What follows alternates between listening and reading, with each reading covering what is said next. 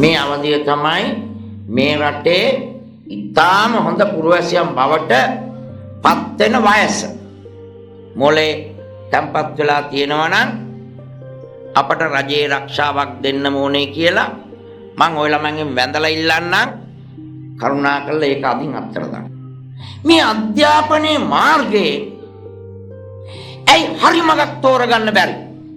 මේ හැම ශිෂ්‍ය ශිෂ්‍යාවක්ම අද ඉඳලා හිතේ තියාගන්න මම තනියෙන් නැගිටිනවා හොඳ මාවතක් හොයාගෙන මා දියුණු මිනිහෙක් වෙන්න ඕන කියලා.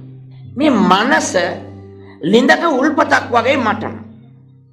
මේක හාරගත්තහම මේක පාදගත්තහම නවත්ත ගන්න බෑ.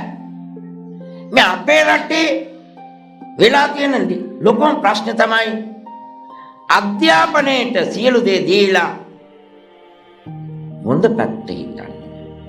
ඇගේ තියෙන කම්මැලි ගතියන් මොලේට ආර්ථික විද්‍යාව කියන එක ඇතුල් කරගන්න මොන හරි කරන්න පුළුවන්.